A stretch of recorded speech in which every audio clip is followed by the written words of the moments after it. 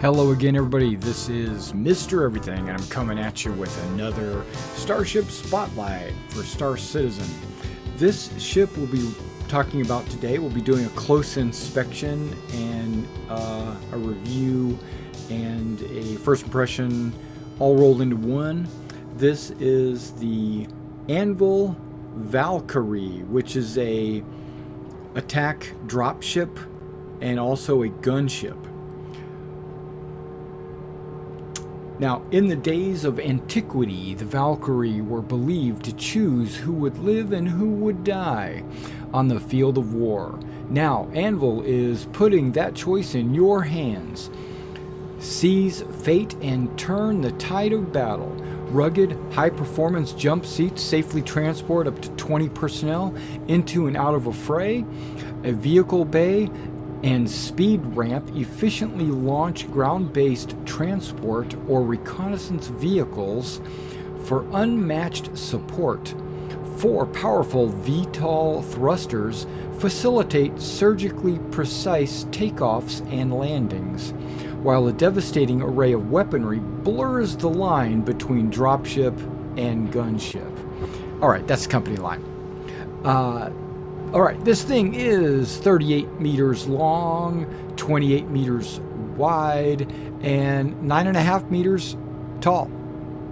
Okay, now before we go into any more details, let's take a look at this beautiful exit of the Hurston landing areas. But in the meantime, let's take a look at the dashboard, the comms.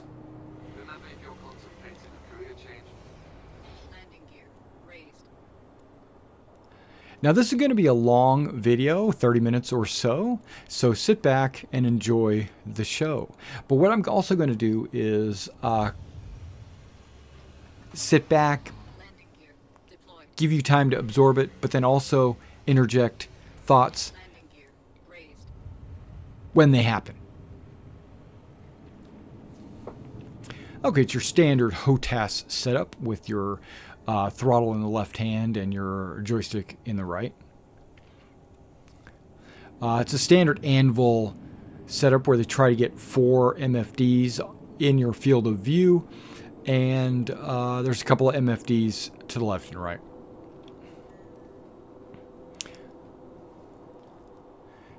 The ship weighs 75,000 kilograms. Now there's a beautiful outside look of the lighting at night in contrast with Lorville. There has been other reviewers have commented about how they don't like the fact that the aft wings kind of sweep up like that so low because the engines have an over and under thruster. I say bollocks on them. I like the look of the aft angled tail fin, and I love the fact that the over and under thrusters don't blast straight into the wing. I like the over and under. Now, that would assume that there would be lift coming from that tail section. I doubt if there is.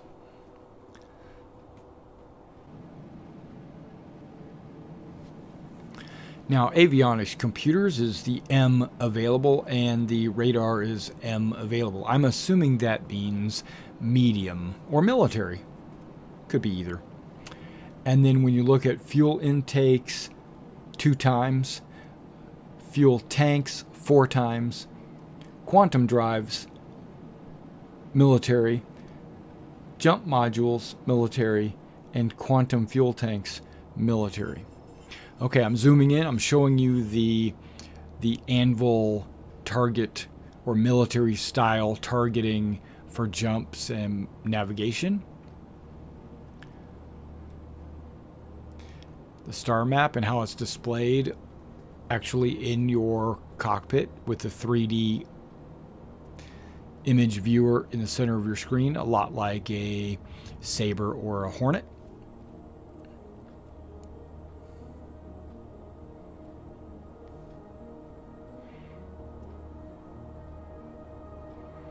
Kind of showing you the view that you would see if you were to pan your head around, up, down, left. Now you see that little pipe that goes around your window? That's actually to detonate it, to break the window, so when you eject, it will have a broken glass.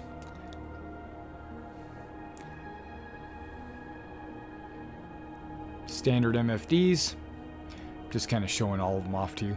That's where your power off button is, and then here's your engine on and off, quantum fuel. Then there's all your doors and locks. There should be an exit around there. There it is, exit.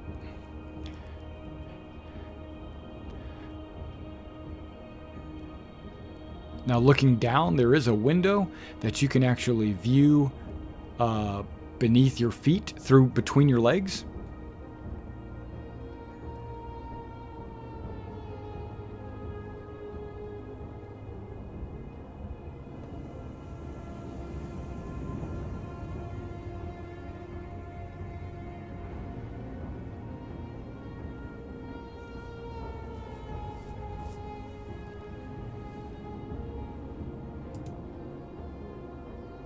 The main thrusters are 2 VTOL thrusters in the front, 2 VTOL thrusters in the rear, and 2 retro thrusters.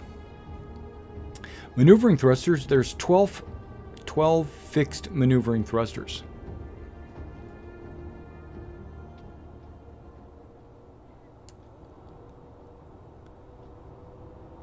You can see the turret or the pintle turret is moving with my view, and see the guns poking out through the window. Right. Fire them forward, and when you fire them, look at that. You can see their muzzle flashes.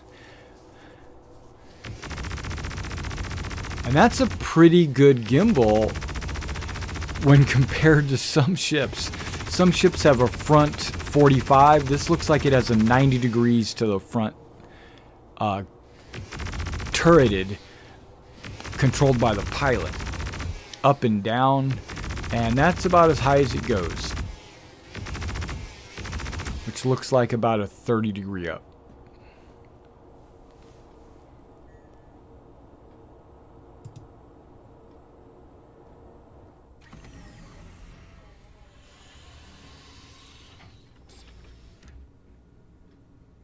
Alright, now let's get out and take a look around the ship while the ship just cruises. I'm going to take a close look at paneling and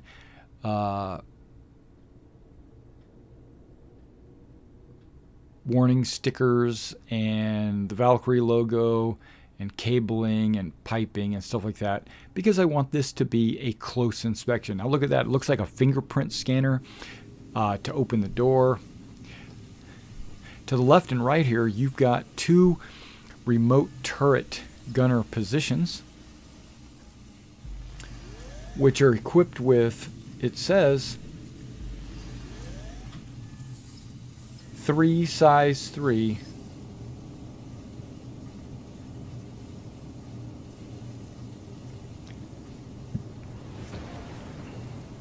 sounds like a triple turret. I don't know. How does that work? There, I just entered the turret. You can see that there is, it's probably a chain gun, that's why it's 3 size 3. And this is me controlling the turret from inside the seat. I'm nowhere near the gun. The gun's on the end of a wing. You get out, everything folds up and resets.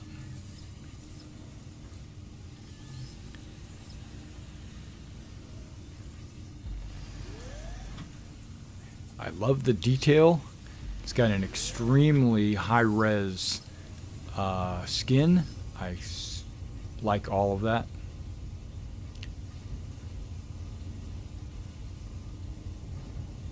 Power on. Enter remote turret. And the remote turret gives you kind of a hazy little look. It's like it makes you feel like you're looking through a TV screen. You can only angle down so much because of the gimbal that's on the end of the wing, the puck.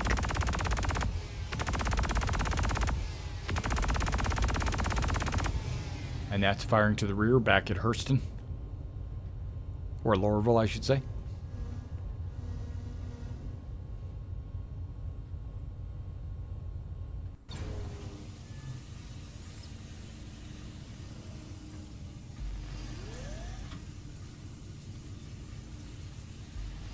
Alright, we're heading further aft where you got the crew quarters. Got a single bunk right there. Just looking at all the UEE logos and hospital corners. I decided not to get into the bed. You got the head.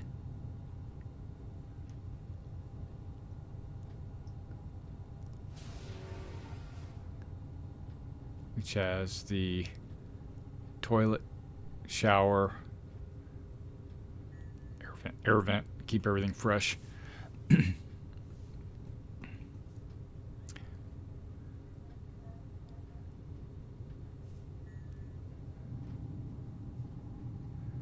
we got the overlook for the not cargo bay, it's a vehicle bay. And then 2 more bunks. The radar system that you could open eventually, not currently. Then the crew food access, so there's your microwave.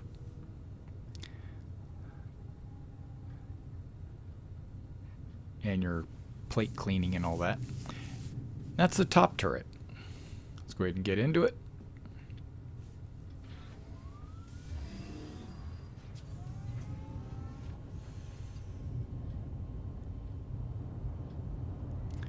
And there are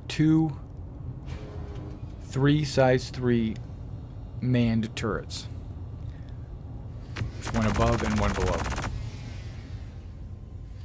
Also with those chain guns.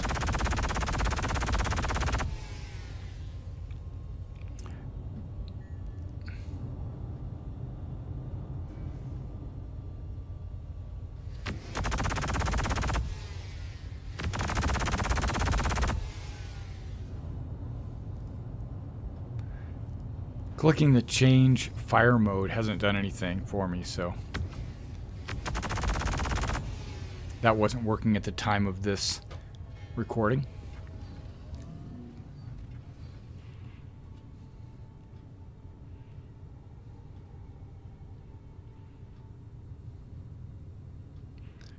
And then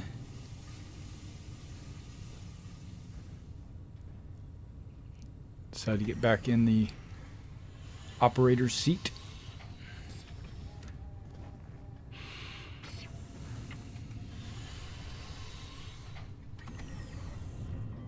Flare online. Let me get back out. That was me just flying to a different location.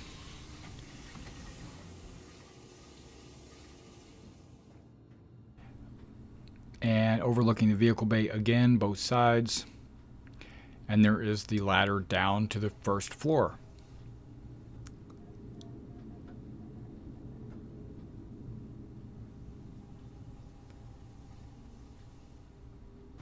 Decided just to jump. There's a blast shield that pops up depending on the type of vehicle you have in the bay. There are 2 side doors for door gunners, you know, like so you can be a space shuttle door gunner.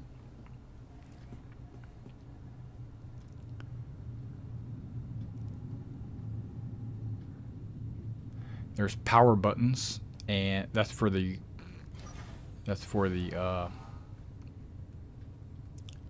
door guns, which right there you can power on.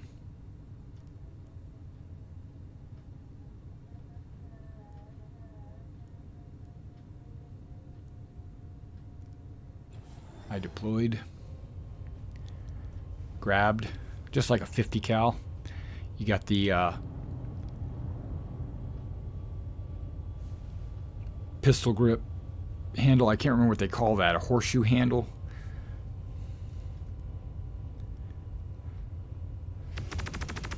And you can fire that. Pretty pretty stabilized, where it's not rocking and rolling. If you were flying, covering fire for your troops on the ground, you'd be laying down some pain. With the two 1-size-1 manned door turrets.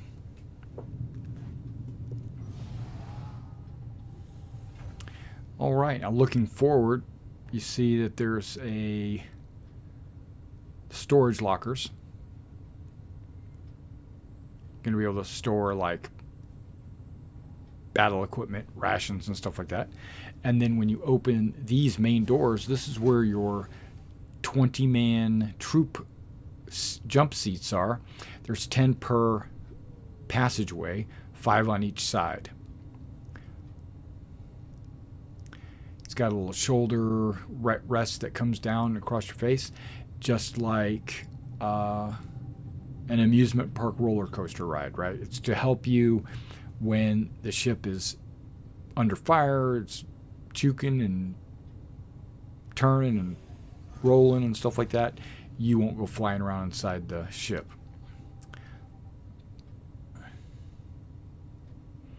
Because eventually that will be, inertia inside the ships will take effect. There's the bottom turret.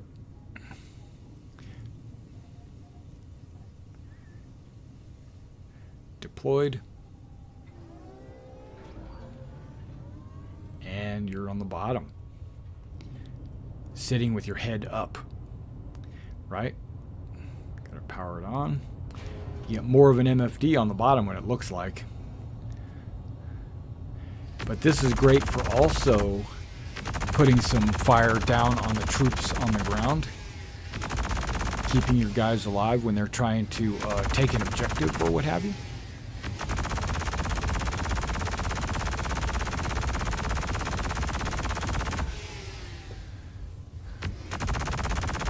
And this should be 360 and almost straight up and down, 90 degrees.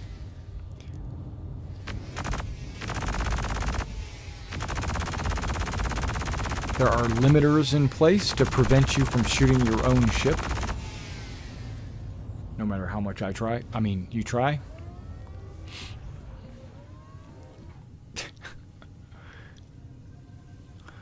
Look at the tiling, how the meshwork and things.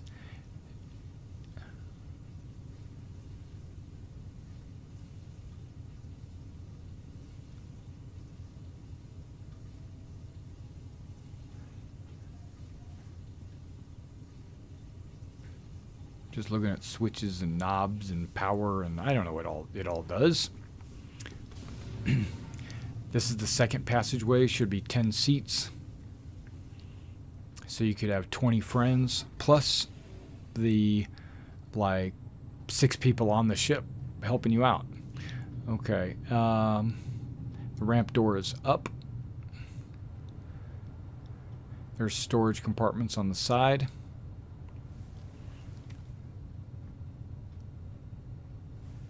There, you could like throw a bunch of magazines behind there, some rations, you know, for your troops in the field. Maybe some med kits. Absolutely. Some of the larger vehicles will fit in here, like the Ursa Rover and the Tumbril Cyclone. And of course, your bikes are going to fit back here. You can have multiple bikes. Now, we're still flying, so this is a great paratrooper style ship. You're flying by, you got your ramp down, you just run out the back, deploy your parachutes.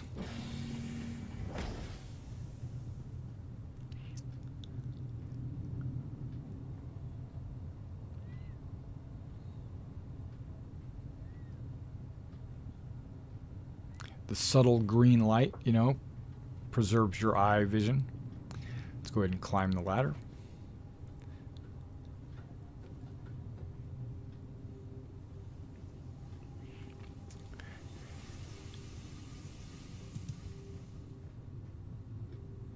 There are 2 military shield generators, 2 coolers, military, 2 power plants military.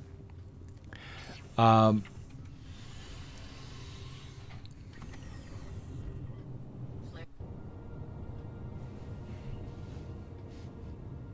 Remember, this is a work in progress, and Anvil reserves the right to change this up a little bit or fix it or adjust between now and game release.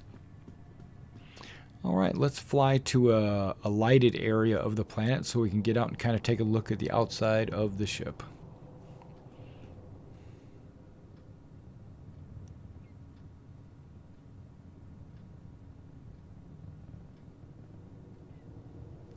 War bond price was $330 during the streams, and I thought that was a pretty good price. I was going to trade in some ships to get it, but when you trade in ships, you don't get it at the war bond price. So I decided not to get it.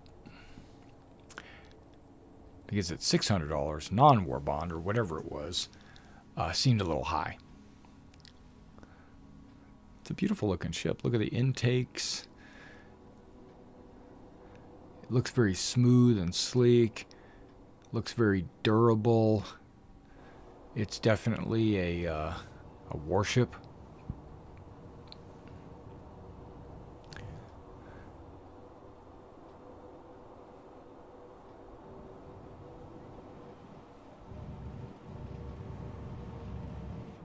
Now I'm afterburning a little bit, and it jumped to 400 meters per second pretty quickly. It's almost at 5. And then it goes to 6. See how fast that is? That tells me the thrusters are very efficient. All the power set at default minimum. I mean medium, mid-range. Everything's defaulted.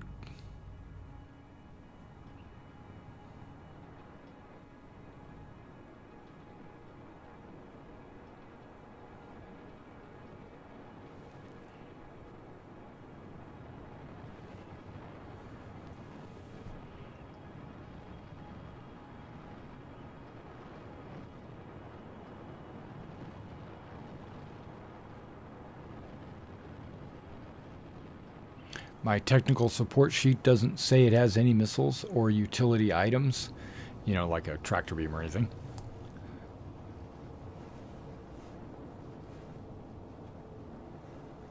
And it doesn't give the values for roll, SCM speed, afterburner speed, or acceleration or anything like that, because the flight model is about to change.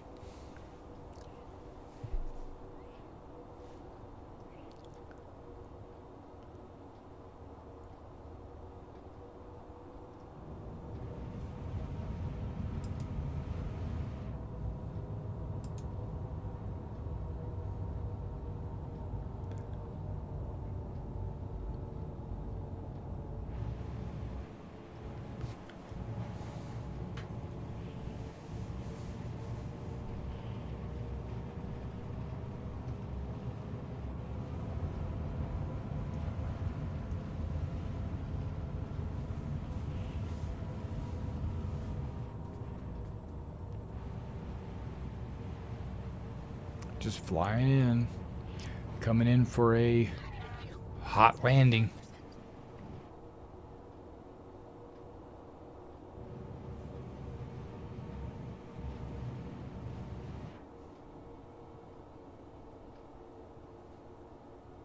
And you notice how it's fairly easy to read all your displays.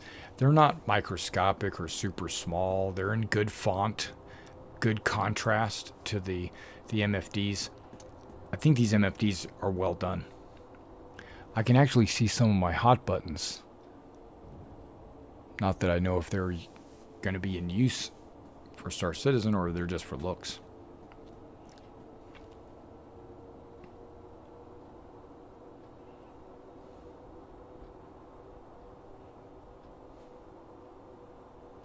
Now, is this a better value than maybe a Cutlass or a Freelancer?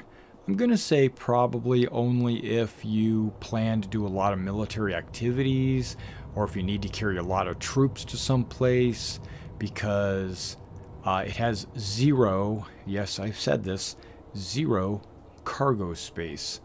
Now, does it have a big vehicle bay where you could like drop a box of cargo? Absolutely. But when they finally implement the inertia system where you take a sharp turn, the box goes flying up against the wall and breaks or damages your ship, then you won't want to put cargo in the back there. Now, I've thought about maybe getting my Ursa rover in the back, putting cargo in the Ursa rover while it's in the back, but that'll be very minimal cargo. Or maybe the Tumbrel, but that's also very minimal cargo.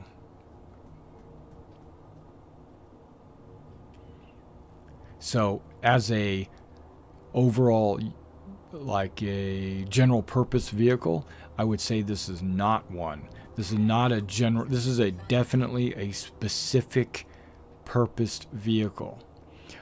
It is prominently displayed and it's prominently displayed in the Star Citizen Squadron 42 trailer, where it flies over Admiral Bishop's head when he's overlooking the burning city. It tells me that this ship's going to be used a lot in Squadron 42 as your dropship.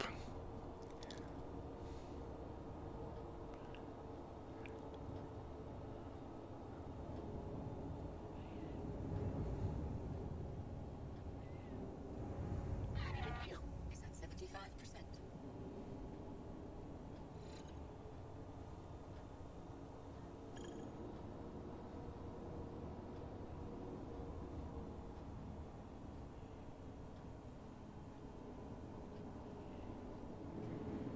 It flies very smooth, very comfortable. I had no trouble flying it as a test pilot.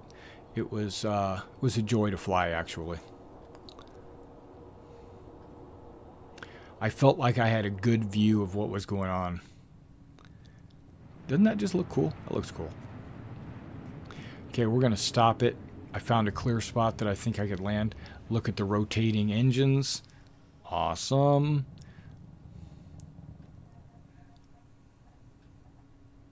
When the new flight model comes in, that's going to be more important because of the amount of gravity you have to fight against, because the thrusters aren't going to be able to do it for you with most ships.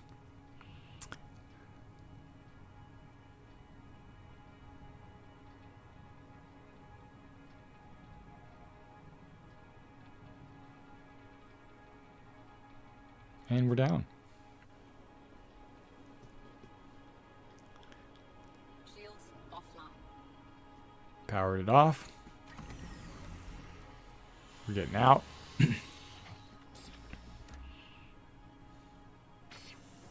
Now, the ship's not built for the pilot to get out in a hurry. It's built for the guys in the jump seats on the first floor to get out in a hurry. Because you wouldn't stay in the jump seats when you're landing. Okay, now, this broken bottom piece that you saw there, that was due to the fact that earlier in the video, off camera, I bumped the ground.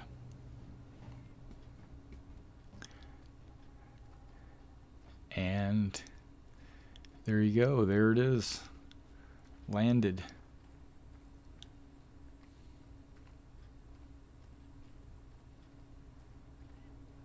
It's got some good details. Nice strong landing gear. Cool looking VTOLs. There's the side door that you can open from the outside.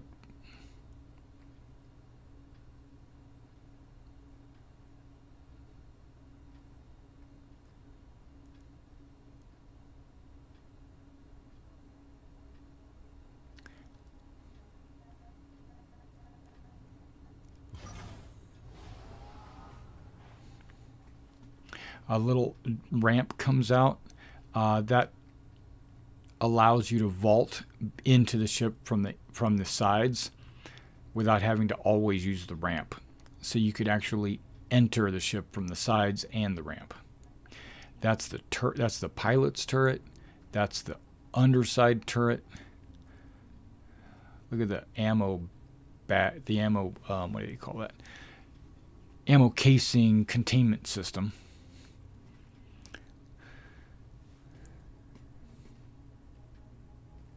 I was like, where am I going? I'm in a little ditch.